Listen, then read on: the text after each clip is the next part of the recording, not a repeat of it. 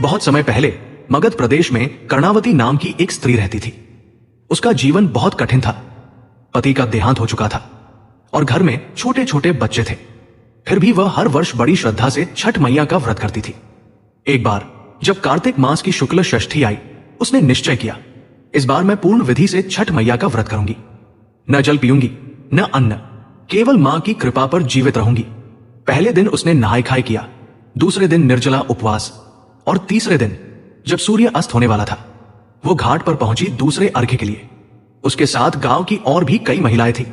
सबने गीत गाए, कांची बांस के बहंगी लचकत जाए, उभे सूरज देव भैली अरग के बेर। सूर्य देव अस्त हो रहे थे। लालिमा से पूरा आकाश भर गया। उसने अपने दोनों हाथों में अर्घ्य लिया, दूध, जल और फूलों से भरा हुआ, और कहा, हे सूर्य नारायण, आप ही जगत के पालनहार हैं। जैसे आप अस्त होकर भी पुनः उदित होते हैं, वैसे ही मेरे जीवन में भी आशा का सूरज उगे। तभी एक अद्भुत दृश्य हुआ। सूर्य की किरणों ने उसके अर्घ्य के जल को स्वर्णिम बना दिया और उस क्षण उसकी गोद में खेलता उसका छोटा बेटा, जो महीनों से बीमार था, अचानक उठ बैठा। गांव की सारी महिलाएं विस्मय में भर गई। उन्होंने कहा, देखो, छठ मैया ने स्वयं कर्णावती की मनोकामना पूर्ण की है।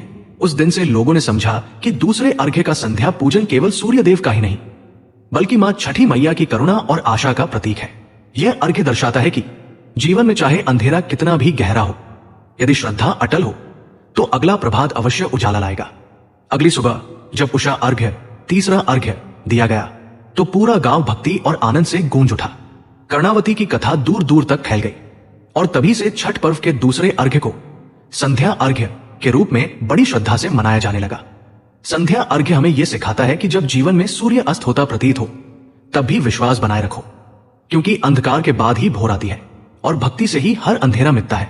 अगर यह कथा सुनकर आपको अच्छा लगा हो तो कमेंट में जय छठी मैया जरूर लिखें और ऐसी ही रोचक कथाओं को सुनने के लिए सब्सक्राइब करें हमारा चैनल सैनेट एंड टेल्स 04।